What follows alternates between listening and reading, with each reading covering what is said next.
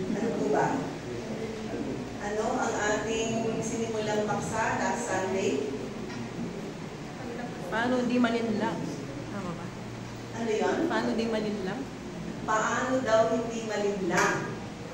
Binigyan niya ng binigyan niya ng title ng topic natin last Sunday.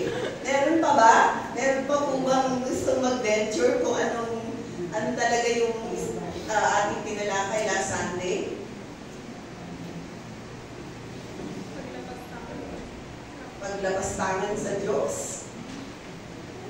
Yes, it's part of it. Ano ba?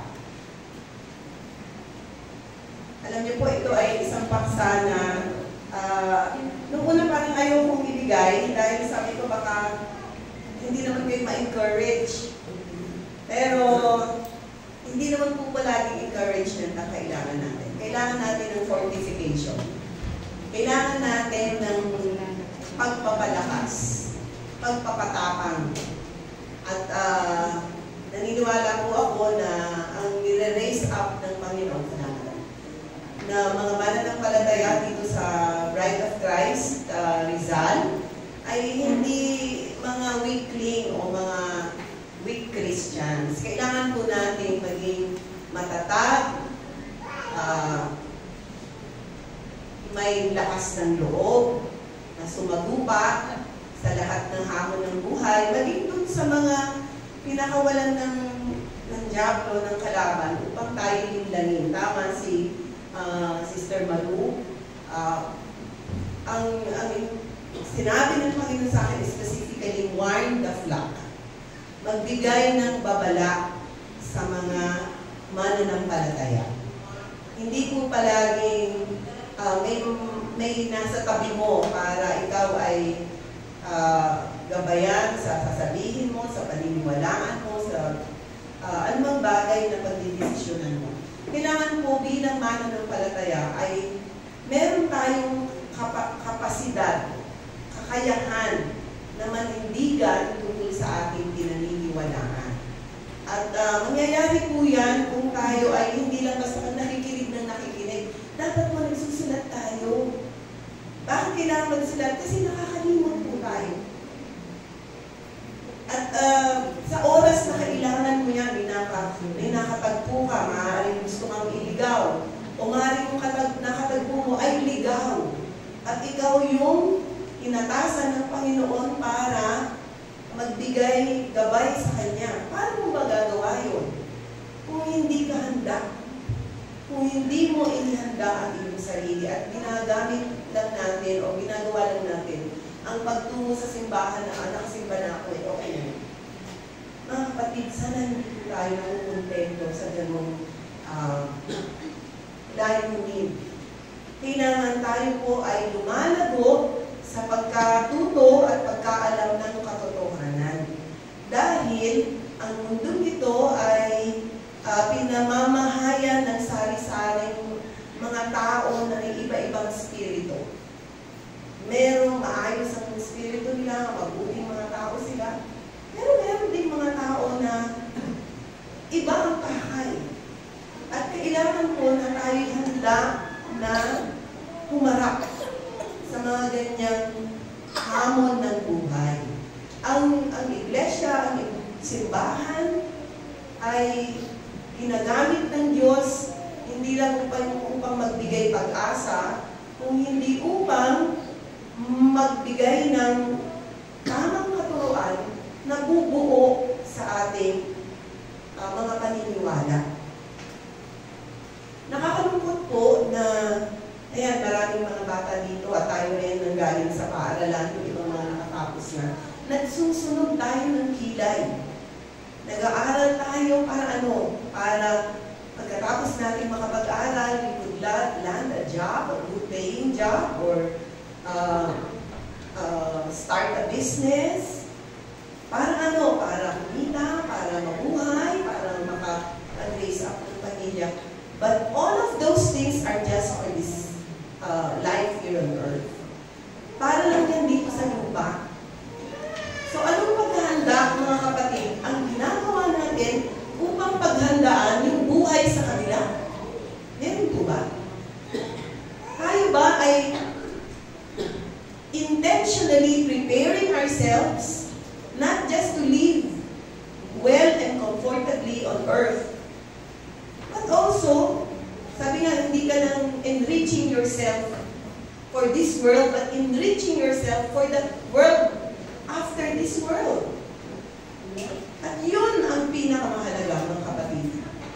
Kailangan makita natin yun yung sense of values natin. Baka ang paghahanda natin ay puro dito sa panglubang existence at nakakaligtaan natin na may mas mahalagang dapat paghandaan.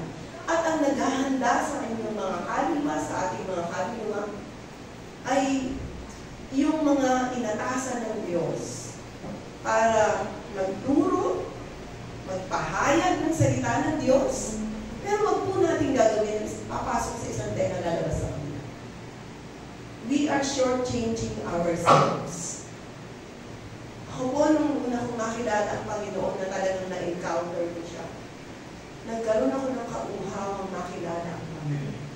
Nagkaroon ako ng kauhawang tuklasin kung ano ang nais niyang sabihin at ituro sa akin. Hindi na po ako kumbaga, tumama yung aking perspective. Temporal existence is important. Mahalaga po yan. Kailangan natin mabuhay, kailangan natin magtrabaho sa araw-araw. Pero, meron pong mga bagay na higit na mas mahalaga kaysa sa panglubang buhay. At yun po yung ating pinag-uusapan. Bakit kailangan natin tumatalakay ng mga ganitong issues? Tungkol sa makaiwas sa mga nanlilinlang, nandadaya, nandolong sa atin. Sapagkat it could cost our soul. Kaya importante po ito, mga kapatid. Nung isang araw, meron akong napagsabihan sa aming office kasi hindi niya naayos yung sasakyan, so medyo umalis ng kulang sa tubig, baka hindi pa nalagyan ng air, ng hangin, ng gulong. And kailangan yun mga precautions yun, kasi pag hindi mo nalagyan ng tubig, mag-overheat.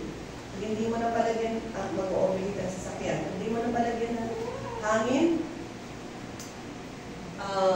ang tire, baka ma-flat. O worse, sumabog yung gulong. And pag nangyari po yung mga yon, it could cost our lives. Yun yung mga precautions natin Bakit tayo nag-iingat? Kasi at stake ang ating buhay. Now, we should take seriously what we are studying here because these are for the welfare and the protection of our souls. Noong nakaraang linggo ay napag-usapan natin ang tungkol sa isang nagpapanggap na Diyos. Hindi lingkod ng Diyos May mga nagpapanggap na naglilingkod sa Diyos pero sa totoo lang, ang pinaglilingkuran nila ay kanilang sarili. Pero ito mas mabigat. Nagpapanggap siya hindi bilang lingkod ng Diyos, kundi bilang Diyos. Mas matindi. Nakakapaghumindig ng dibdib. Ang tawag natin, may nagsabi, what is blasphemy in Tagalog? Pangungusong o paglakastahan sa Diyos. By posing as God o by presenting oneself as God, nilalakastahan mo ang Diyos. Wala kang takot sa Diyos. Wala kang pakundangan sa Kanya. Ang nilikha ay nilikha lamang. Ang lumikha ay higit na mas mataas. Kaya hindi tayo dapat na mag-astang tulad ng Diyos. At recently, may ganyang lumutang na. Sabi nga wala namang kasalanan hindi sisingaw. O walang baho ng kasalanan na hindi sisingaw. Siguradong matatakpan mo yan for a while, pero sisingaw at sisingaw yan. Lalabas at lalabas yan. Malalantad at malalantad yan. So sana bago malantad ang kahit anong kasalanan, bago mabunyag ang kahit anong lihim sa kadiliman na ginagawa ng kahit sinong tao, magkaroon na ng alam niyo po yun, yung, ano ba to? Saan ba ako dinadala nitong kasalanan na to? Saan ba papunta to? Dapat magkaroon na po ng ganung self-realization para bago pa dumating ang kilos ng Diyos, makahingi ka na ng tawad, maituwid mo na ang iyong pagkakamali, maiwasto mo na ang iyong buhay. Pero napakaraming tao na hindi nila gagawin yun hanggang hindi dumadating yung hampas ng langit. Kailangan mo nang mag-eksperimento ay baka pwede ka naman. Hanggang sa dumating. We always see that. Maski manood ka ng teleserye, pelikula, magbasa ka ng storya. Anong ending? Lagi. Almost always, the good wins over evil. Diba? Laging nadadaig ng mabuti, ng tama, ang masama at mali. Lagi naman yan eh. Parang mga mayagpag ng mali, pero ang ending nun, nabubunyag ang kasalanan.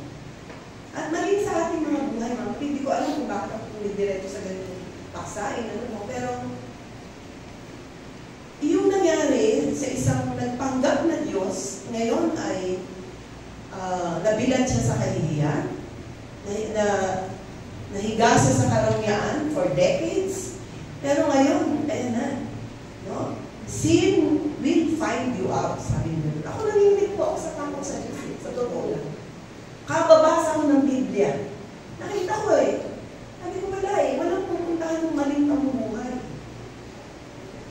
Sandali lang yung parang okay naman eh.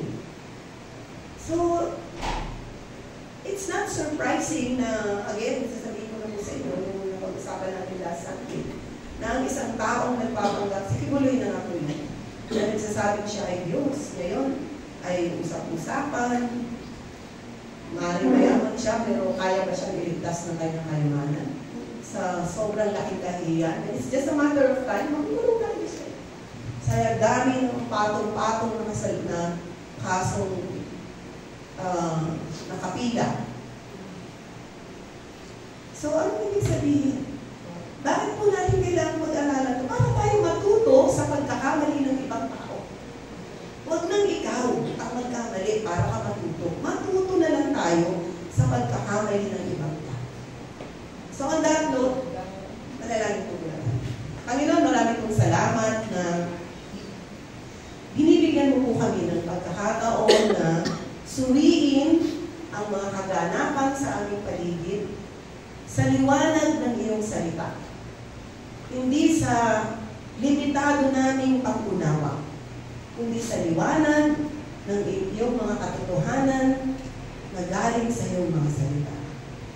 Tulungan mo nawa kami, Panginoon, na mapagtanto ang mga katotohanan ito, matanggap ng aming mga puso. At dahil sa mga katotohanan ito, Panginoon, patuloy mo nawa na baguhin kami, patatagin kami, patapangin kami, upang maging handa kami humarap sa kahit anong hamon ng buhay. Maraming salamat, Panginoon, sa pangalan mo, Jesus, na aming mabuting Panginoon. Ito pang aming panalangin. Amen. So, by way of a recap, napag-usapan po natin na yung pagpapanggap bilang Diyos can be traced back to the book of beginnings.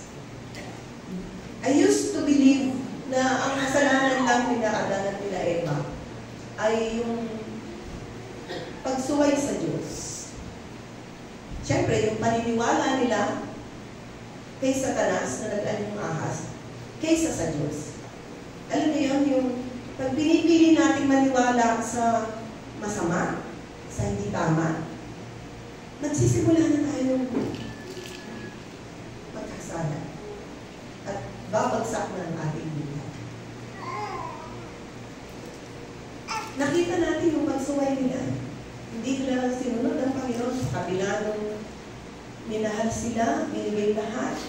Isa lang yung sinabi na huwag yung gagawin, huwag yung kakainin yung bunga nasa gitna ng martin o ng halamanan. Pero, cut the long story short, they did.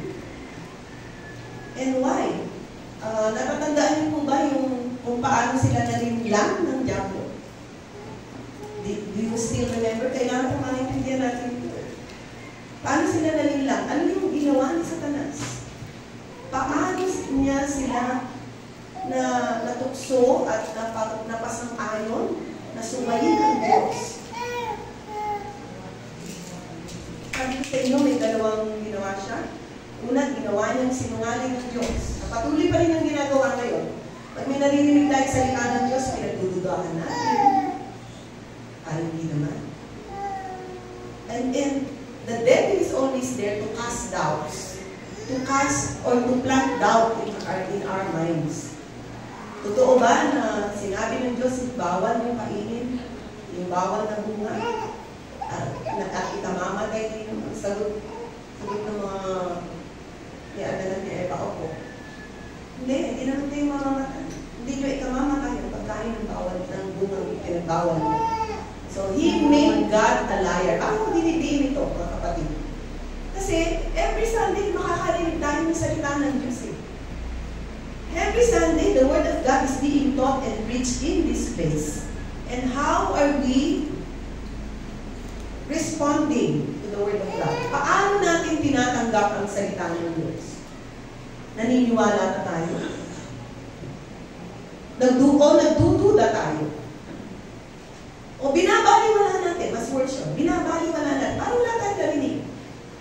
Narito ka, yung presensya mo narito, pero it's as good as you're not here. Because you are not being affected by the Word of God. So, importante, mga kapatid, kasi up till now, the devil has not changed his strategy. Palagi niya pa rin pinagdududa tayo sa mga katotohanan nilalakad ng Panginoon sa atin. So, it's important na alam natin ang mga strategies ng diablo. Tinidiscover natin, tinutuklas natin, paano ba siya mag-operate, para alam natin how to combat the enemy of our soul. So that's one, He made God a liar. And number two, yung ulit ko ito palagi, mga kapatid, He slandered God. Siniraan niya ang Diyos. Sabi niya, hindi naman kayo mamamatay. Gusto lang naman kasi ng Diyos, kaya ayaw niya ipakain yan sa inyo. Matututo kayo, malalaman ninyo kung ano ang masama at mabuti. At magiging tulad niya kayo na Diyos. So, in effect, ang sinasabi niya, gusto niya kasi siya lang ang Diyos. He's a selfish God. Gusto niya siya isang makasariling Diyos. Kaya niya pinagkakait sa inyo yan dahil sa oras na kainin niyo yan, magiging tulad kayo ng Diyos. Diba? Parang He made the forbidden fruit so attractive. The moment you eat of that fruit, you will become like God. Siyempre, dahil binaliwala nila ang salita ng Diyos, sa halip, pinaniwalaan nila si Satanas. So, nahulog sila sa kasalanan. Hindi lang nila, ulitin mo yung sinabi Plastic, hindi lang sila nakaalam ng mabuti at masama. Naging masama sila. Nagkaroon sila ng masamang kalikasan. They lost their innocence. Hindi na sila mga taong walang bahid ng kasalanan. Nagsimula silang mag-isip ng masama, gumawa ng masama, magsalita ng masama. Dahil nahiwalay sila sa Diyos dahil sa kanilang pagkakasala. And bakit ganun si Satanas magsalita? Kasi siya ang unang-unang nag-ambisyon na maging Diyos. Sino rito ang nagbasa ng check? Sabi ko sa inyo, nandoon sa Isaiah 14, yung mga declarations ni Satanas na gusto niyang maging Diyos. Pumantay sa Diyos. Sinong nagbasa ng Isaiah 14? Ayun! Dalawang sakong bigas, nagdag mo sa utang mo.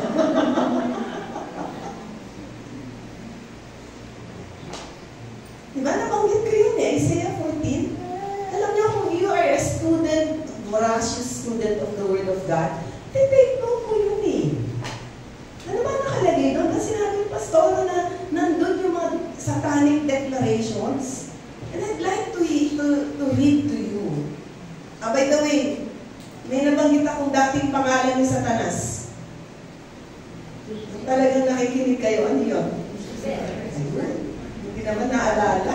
May naalala. Sabi po dito sa totoo lang, ang talagang ambisyoso na naging Diyos, tulad ng Diyos at kumantay sa Diyos. Kasi Satanas, babasahin ko sa inyo. Isaiah 14, talata 12 hanggang 14.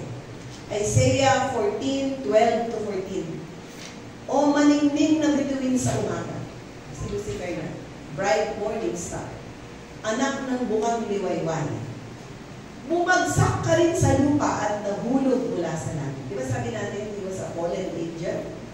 Mula, nasa langit na siya, na-expel siya, napalayas siya dahil sa kanyang mga ginawa na inais niya na yung Diyos na lumikha sa kanya ay pantayan niya. Ito pong sabi, bumagsak ka rin sa lupa at nahulog mula sa langit, ikaw na nagpasuko sa mga bansa. Hindi ba't sinabi mo sa iyong sarili, aakyat ako sa langit? At sa ibabaw ng mga bituin ng Diyos, ilalagay ko ang aking trono. Iibabaw pa siya. Uupo ako sa ibabaw ng bundok na tagpuan ng mga Diyos sa malayong hilaga. Aakyat ako sa ibabaw ng mga ulap, papantayan ko ang kataas-taas. So those are the satanic declarations. Ibig sabihin, bago pa niya nilinlang si Adan at si Eva, dati siyang anghel, napalaya siya sa langit. Bakit? Ito po ang dahilan. Sa halip na sumamba siya sa Diyos, pasalamatan niya ang Diyos, naghangad siya na maging tulad ng Diyos at pantayan o higitan pa ang Diyos. That is why he was expelled. And syempre, naghanap siya ng kasama, kakampi, kakosa. So, yung kasalanan yun na gusto niya maging Diyos ay inilipat niya kay Adan at kay Eva. So you see, itong kasalanan ni Kibuloy, hindi po ito bagong kasalanan. This is as old as when Satan fell from his own sin. From way, way, way, way back. Nothing is new here. Meron po nagsasabi itong wanting to be God or to be like God. New age, ano po ito, belief. New age. But no, it's not a new age belief. It's an old age belief. Yung mga taong naghahangad na maging Diyos, nagpipresent ng kanilang mga sarili na parang sila ang Diyos, na kailangang sundin, sambahin. Ito ay very satanic, demonic. And I'd like to ask Anne at this point, gusto ko parinig sa inyo, baka ganito magsalita si Pastora, para magkaroon kayo lang ng, siguro yung iba sa inyo narinig naman na ito. Pakinggan po ninyo kung paano magsalita si Lulu. Audio lang naman ito, audio.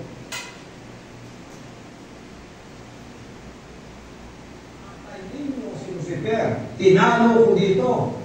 Hindi nyo natalo siya. Tatay ninyo siya. Tingnan ninyo. Hawak-hawak niya, mga liig ninyo. Tapos dibate. Tapos sabi mo, tingnan mo yung assessment mo. Takot ako makipag-debate. Hindi nga ako natakot kay Lucifer sa inyo pa. Pero bakit hindi ko kayo didibatihin? Bakit ko kayo didibatihin? Ako na ngayong katotohanan. Ako ang daan at ang buhay. Pag di kayo dumaan sa akin, hindi kayo pupunta sa langit. Ano didibati ko sa inyo? Ha? Paano niya po didibatihin yan? Ayaw gawin. Pag hindi kayo dumaan sa akin, hindi kayo pupunta sa langit. Kahit ano pang gawin yung pagsakampisaw niya. Paano po kayo didibatihin yan? Ako may ari ng kaluluwa niyo. Ako may-ari ng salibutan, kaya kayo. Magdidibati ako sa inyong mga humhang kayo. Sino kayo? Kayo ang sumuko sa akin, sapagkat panalo na ako sa tatay ninyo, si Lucifer, na siya may-ari ng mga pamilya ninyo. Kaya, pumunta kayo sa akin, sumuko, sumurender, at magsisi na kayo, at iwan ang serpensin nyo, at sundin ninyo ang lahat ng sinasabi ko sa pamamagitan ng mga salita ng aking Ama. Narinig mo kung paano siya magsalita? Siya daw may-ari ng kaluluwa natin. Siya may-ari ng sanlibutan. Walang makaparoron sa langit, kundi sa pamamagitan niya. At alam niyo po yung sinabi niya, ako ang daan, ang katotohanan at ang buhay. Walang makakapunta sa Ama kundi sa pamamagitan ko. That's the exact words of Jesus in John 14:6. 1:14 says. So, siya ay isang napakalaking impostor. At ngayon, sinisingil na siya. Kabi-kabila ang kaso, hindi lang dito sa Pilipinas, pati sa Amerika. Sabi ko nga grabing tao ito. Buti, kulong lang. Paano kung bumuka ang langit at lamunin siya? Yun ang, kasi merong mga ganong kaso po sa Biblia, na merong mga tao na naghimagsik sa Diyos at bumuka ang lupa, linamon sila. Kasahin mo po yan sa mga aklat na sinulat ni Moses. Si Datan, si Abiram, at si Korah. Alam niyo, napakabuti ng Diyos natin. Napakabuti. Pinagbibigyan niya tayo. Nagkakasala tayo at saksi ang Diyos sa mga pagkakasala natin. Kitang-kita niya lahat. Pero bakit hindi tayo agad nakaparusahan? Bakit hindi dumadating kaagad ang hatol sa kasalanan ng tao? Alam niyo ba kung bakit? Sapagkat binibigyan tayo ng Panginoon ng oras para magsisi. Hindi niya agad-agad ipinapataw ang hatol sa kasalanan sapagkat nais niya na pusang loob tayong magbalik loob sa Kanya. Ganun kabuti at kapasensyoso ang ating Diyos. Pero huwag natin sagalin. Alam niyo po yun, pwedeng masagat ang biyaya, ang magandahang loob ng Diyos. Huwag nating masyadong ipagwalang bahala ang kabutihang loob ng Diyos. Yan, kagaya po niyan. Ang daming mga taong niligaw, nalinlang, naloko. Mga taong nasira ang buhay. Ito po yung mga nagte-testify sa Senado. Just a few. So many more. Hindi basta naloko ka lang eh. Pwedeng buong buhay mo sinira niya. At yun po, mga kapatid, ang dahilan kung bakit kailangan natin mag-aral. Meron pa nagsasabi, nga ba ayaw mong mag-aral ng Biblia? See kung anong ginagawa ng Diablo? Sa halip na it's the other way around. I-equip mo ang sarili mo. Hindi ka pastor, yes. Hindi ka Bible teacher, yes. Pero kandidato ka para malinlang ng Diablo. Kaya, alam niyo po, sa Christian church lang, ini-encourage ang mga miyembro na mag-aral, na magsaliksik, na magsuri at tignan kung ano sinasabi ng pastor namin. Tama ba yung sinasabi niya?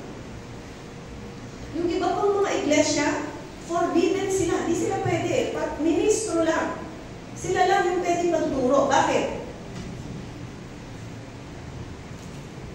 Bakit gano'n? Bakit hindi sila pwede? Samantalang sinasabi ang salita ng Diyos, nagpapalaya. Ang salita ng Diyos, liwanag. Bakit mo ipagbabawal sa mga miyembro na mag-aaral ng salita ng Diyos? Maliliwanagan pala sila. Maitutuwid pala ang kanilang mga buhay. Ibig sabihin, itinatago kayo. Meron kayong katuruan na kayo lang ang may gawa. At ayaw ninyong mabuksan ang isip ng mga taong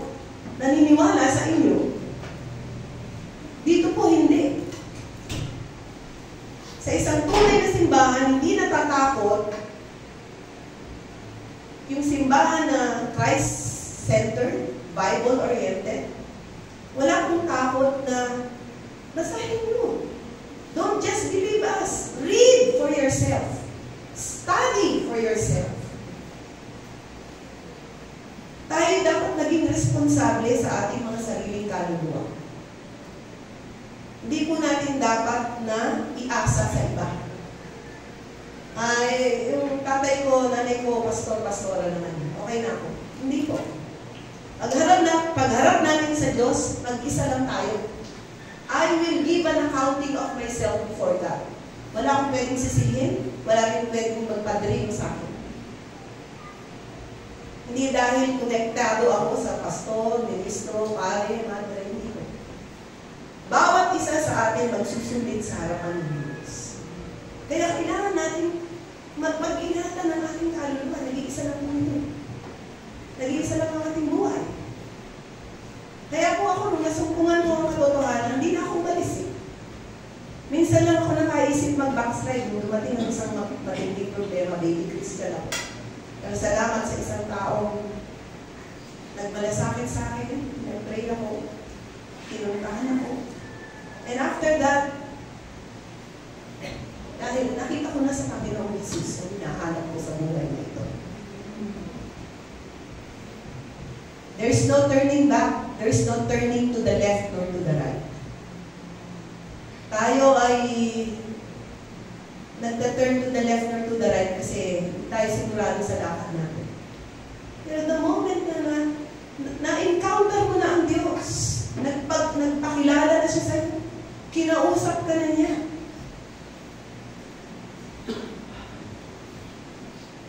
We should go straight ahead, no turning back, no turning to the left or to the right.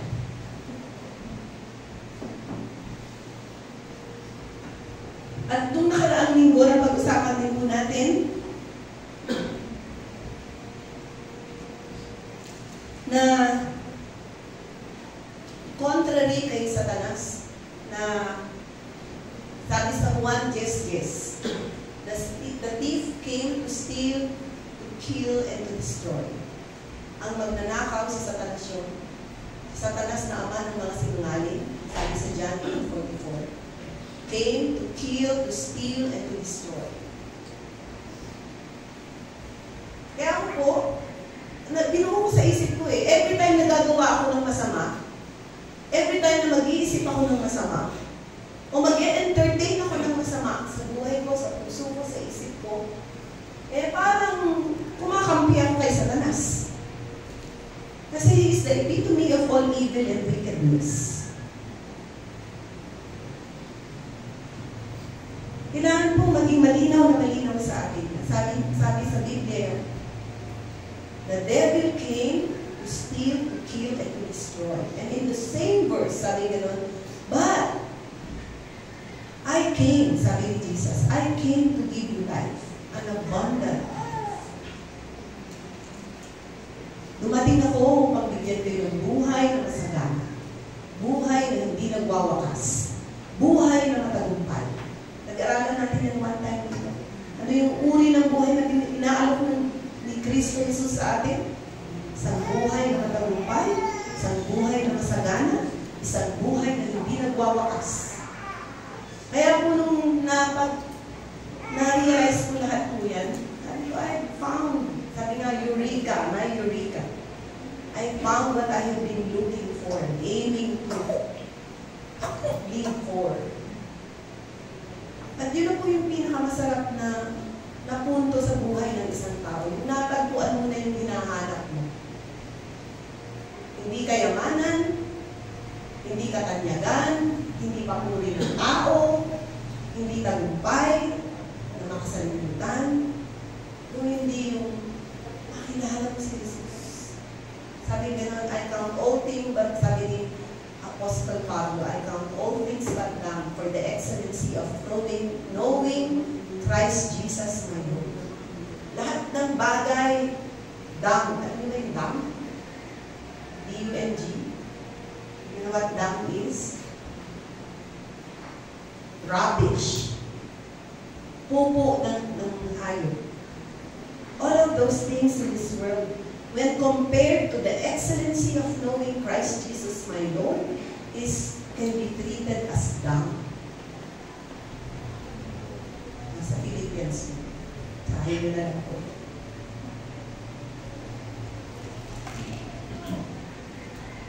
So, this is a study in contrast. Kung si Satanas dumating upang manlinlang at pahirapan tayo, lokohin tayo, sa simula na naman masarap ang kasalanan, sa ang dulo niya, pagsisisi, hinagpis. Si Jesus dumating upang pakalmahin tayo, upang bigyan tayo ng kapayapaan, upang bigyan niya ng tunay na kahulugan ng ating mga buhay, ng saysay ang ating mga buhay, at upang wasakin, ulitin ko ito, mga kapatid, wasakin ang lahat ng mga gawa ni Satanas sa ating buhay. Siguro maganda basahin natin yan. Unang Juan 3:8. Sino nababanggit ko? Pero hindi ko yata na ipapopost. Can you show that? Unang Juan 3:8.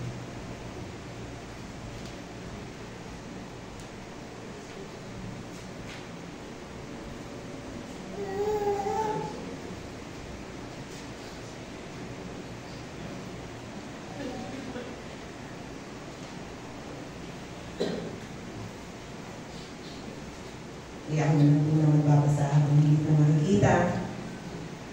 Unang Juan 3:8.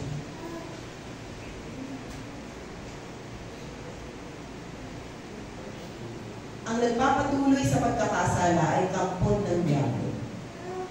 Sapagkat sa simula ba'y gumagawa na ng kasalanan ang diablo. Ito na po. Kaya't naparito ang anak ng Diyos upang wasakin ang mga gawa ng diablo. Basahin po natin, sabay-sabay this time. Ang nagpapatuloy sa pagkakasala ay kampon ng diablo. Sapagkat sa simula pa ay nagkakasala na ang diablo. Kaya't naparito ang anak ng Diyos upang wasakin ang mga gawa ng diablo. Dapat i-underscore yan. Hindi lang siya naparito upang iligtas ka sa iyong mga kasalanan, bayaran ang kaparusahan sa iyong mga kasalanan, kundi upang wasakin ang mga gawa ni Satanas sa iyong buhay. Let us make a self-inventory. Ano ba yung mga gawa ni Satanas sa buhay ko? Ano ba yun? What are the works of the devil in my life? Kapatid, ikaw lang nakakaalam yun. Paano ka ba sinisira ni Satanas? Paano ka ba niya pinahihirapan? Ano ba yung mga inuukil-kil niya sa isip mo? Paano ka ba niya nililito? Paano ba niya pinananatili ang galit sa puso mo? At paano ba yung mga makasalanang pamumuhay ay hindi mo ma-let go o maiwanan? Yan po ang mga tinutukoy na mga gawa ni Satanas sa ating mga buhay. Alam niyo, ay good news for you, mga kapatid. Yung mawakasan natin ang gawa ni Satanas sa buhay natin. Akala natin ang hirap-hirap. Napakahirap. Pero hindi ko totoo. Mahirap lang yan hanggang hindi ka nagdedesisyon. Pag nakapag-desisyon ka na, napakadali lang pala. Hindi naman pala ganun kahirap. Kaya nang nahihirapan, kasi urong-sulong ka, susunod ba ako yun? Sunod ba ako yun? Pero the moment na binuo mo na sa iyong sarili, ako Panginoon, susunod ko. Susuko ko na ng buong-buo ang buhay. Alam niyo, madali lang siya. Hindi siya mahirap. Bakit nagiging madali? Pinapadali ng Diyos. Binibigyan kanya ng lakas. Binibigyan kanya ng tapang. Binibigyan kanya ng sapat na biyaya upang manindigan at panindigan yung tama na nais mong ipatupad sa inyo. So, yun po mga dahilan. Bakit dumating si Jesus? So ngayon, ito na po. We have a choice to make. Saan ka? Sa hari ng kadiliman, sa Diyos ng sanlibutan, o sa anak ng Diyos na ang Panginoong Jesus na nag-alay ng kanyang buhay sa atin nag-aalok ng kapayapaan, tagumpay laban sa lahat ng hamon ng buhay. Ito po mapapatunayan ito ng mga tao na talagang nagsuko ng buhay nila sa Panginoon. We have a testimony to tell. We can say to people, ito yung ginawa ng Diyos. Wala pong makakapagpasubali dyan. Walang pwede magsabing hindi totoo yan kasi totoo yan sa buhay natin. Now, ang tanong po, babalikan ko yung sinabi ko sa inyo last Sunday. Paano tayo makakaiwas sa mga nanloloko, mga nanlilinlang, mga nang-DDC? Ano bang dapat natin gawin? Ano ang mga hakbangin na dapat na tinitiyak natin sa ating buhay na ginagawa natin para pag dumating yung mga manloloko, yung mga manlilinlang, yung mga pakawala ni Satanas, ay hindi po tayo malilinaw.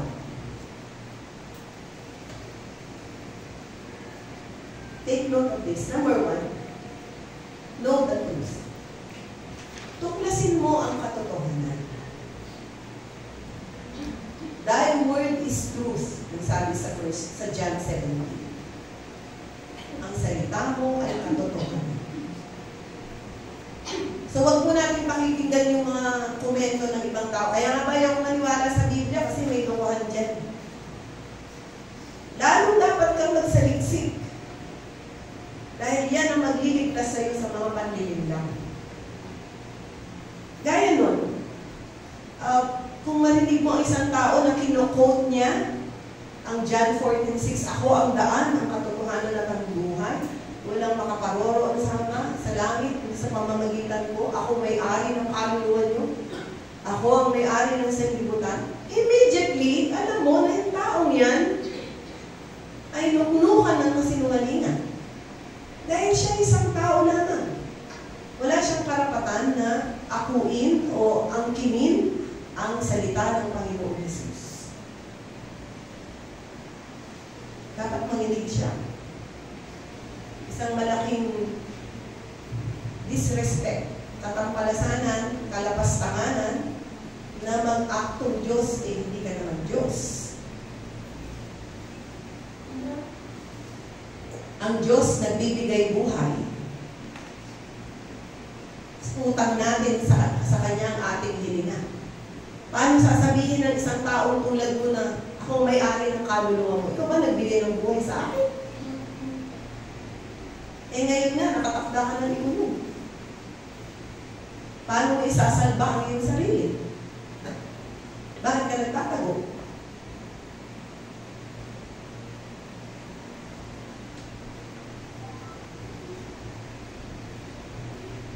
Know the truth. Paano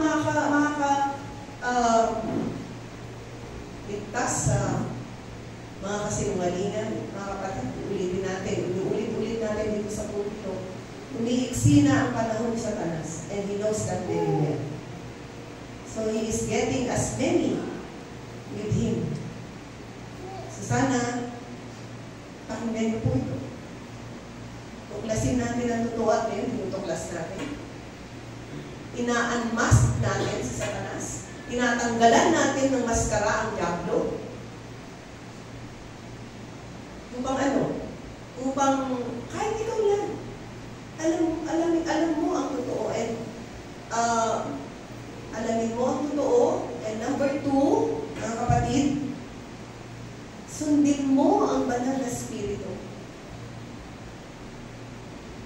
Ito po yun. One time, na-share ko sa inyo, nakwento ko sa inyo, na nakikinig ako sa isang radio program na ilipat ko po yung radio sa isang istasyon.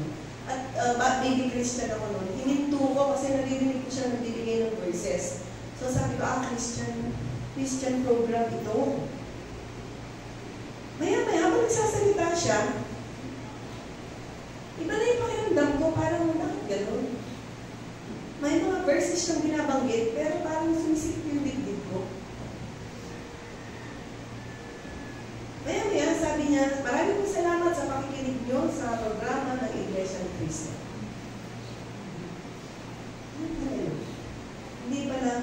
Hindi pala, yung inaakala kong totoo, yung ipinangangalan niya. Kaya, hindi naman siya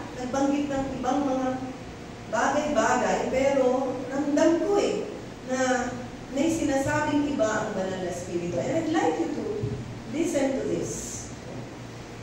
Pakipost mo Unang Juan 2:26-27. Pag nalaman niyo po ito, mawawala ang takot natin. Baka tayo manilang, baka tayo maligaw. Unang Juan 2:26-27. Encourage you to read this, even at home. Basahin po natin ito. Basahin ng maraming ulit. Unang Juan 2:26-27.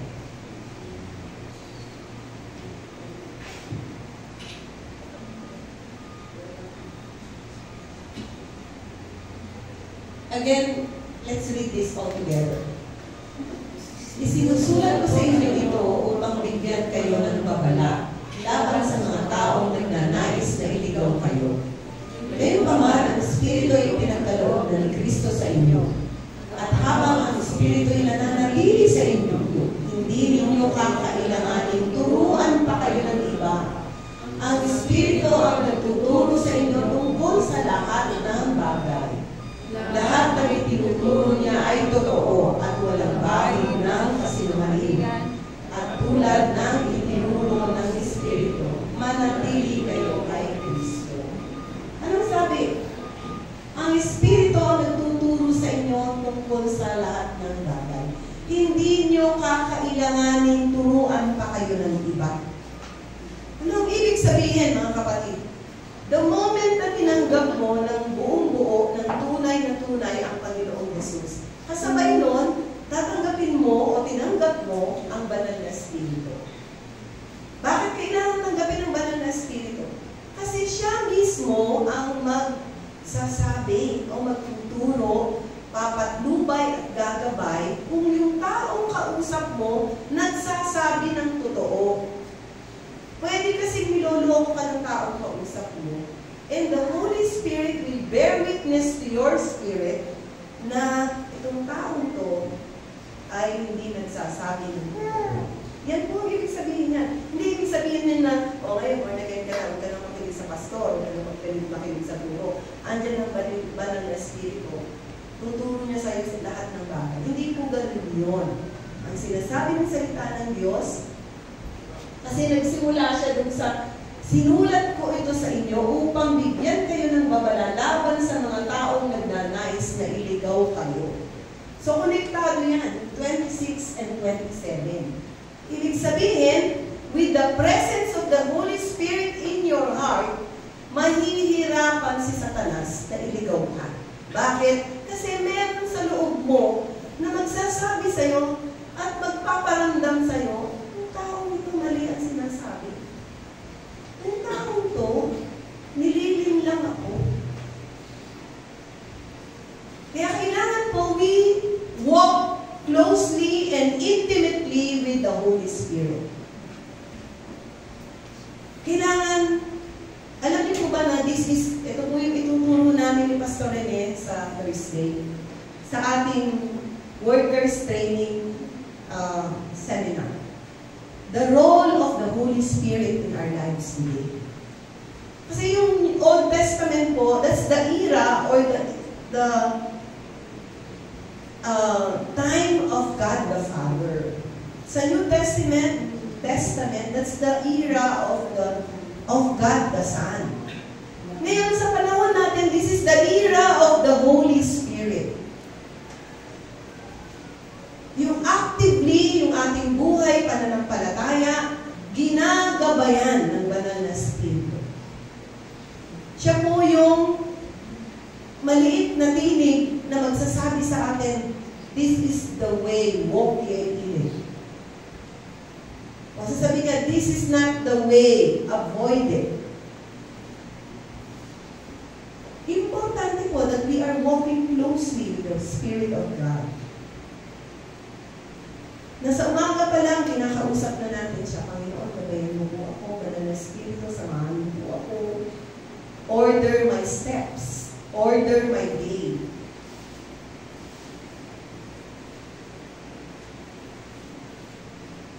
Hindi po natin pwedeng underestimate ang role ng Holy Spirit para hindi po tayo malinlang. Hindi palaging may pastor sa tabi mo, pero palagi ang banal na Espiritu, hindi ka iniiwan, hindi ka pinabawal. Ano man ang iyong ginagawa, nagtatrabaho, naglalakad, maging sa iyong pagtulog, andyan siya. Ako pagising ko, natutuwa po ako kasi ibang mga sinasabi ko sa inyo, sinusulat ko po nanggagaling sa Panginoon Diyos, sa Banal na Espiritu. Pagising ko, sabi ko, Lord, what do I say? What do I share? Meron akong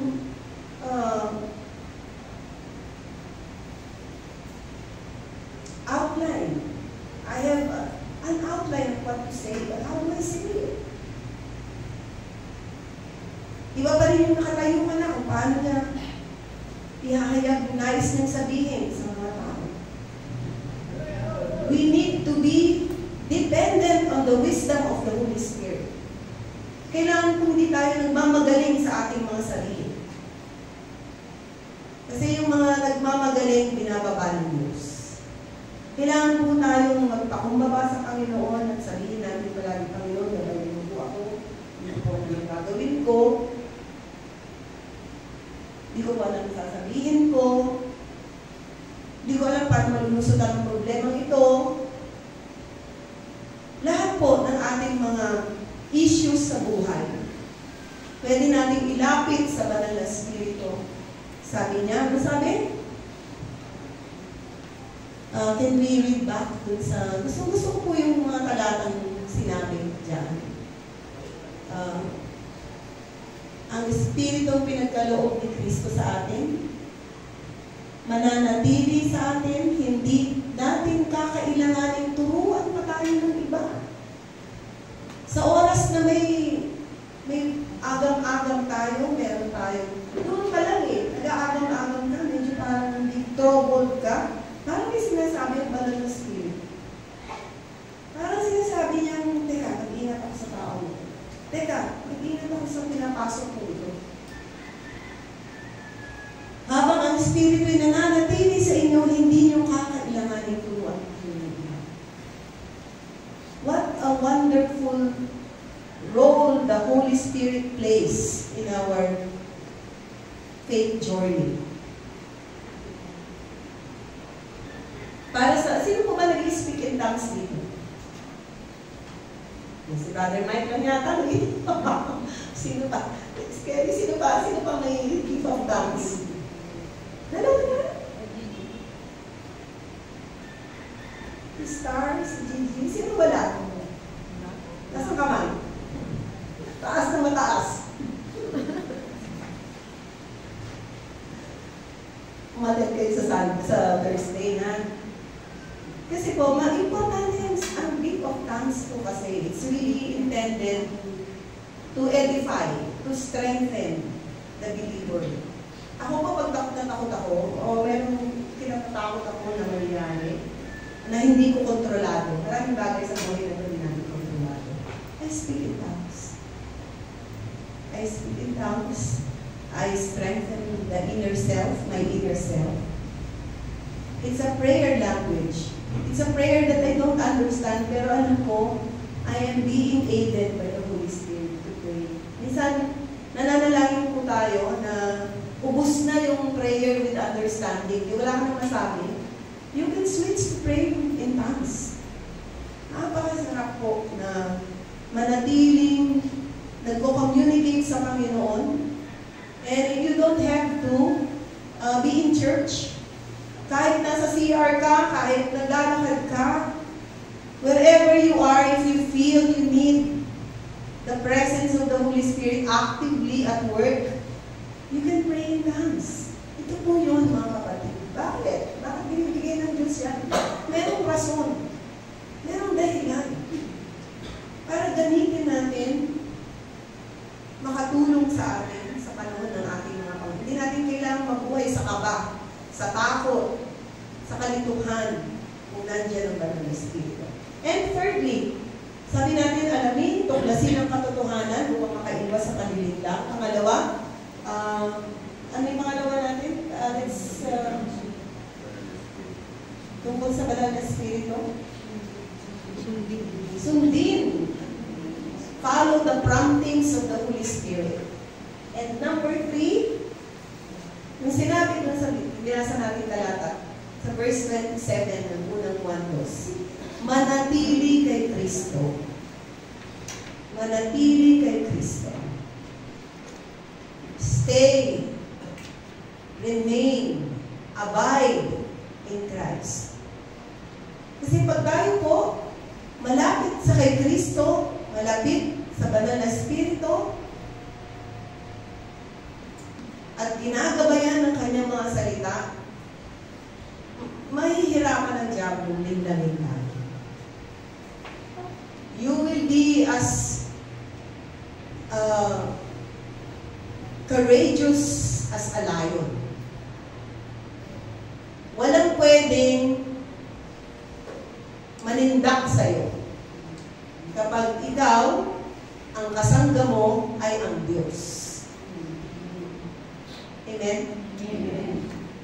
Kaya, yung mga nagtatampo sa Diyos, huwag na.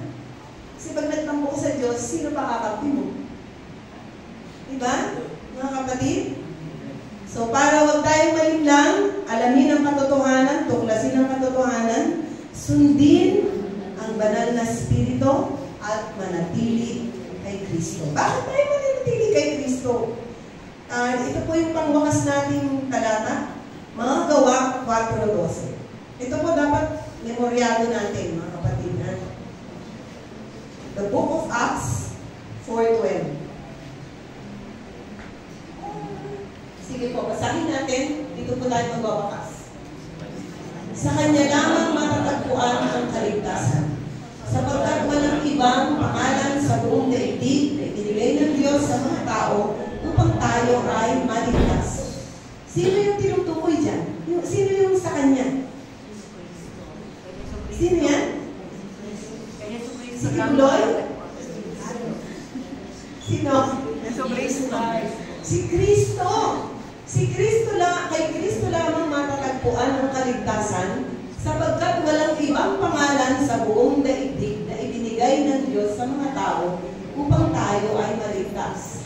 Paano na ang lahat ng tao maliligtas sa pangalan ni Jesus kung si Jesus ay tao lang? Kasi meron namang mga iba nagsasabi, tao lang yan. Hindi Diyos yan. Paano nangyari yun? Iniligtas niya yung kaluluwa mo, tao rin siyang katulad mo. Eh yung taong katulad natin, ikukulong na eh. Paano tayo liligtas? Si Jesus, pinatay, nabuhay na muli, pinagtagumpayan ng kamatayan, ang huling kalaban, may kakayahang magligtas dahil siya ay Diyos at anak ng Diyos. Amen? Amen. Sige tayo po natin.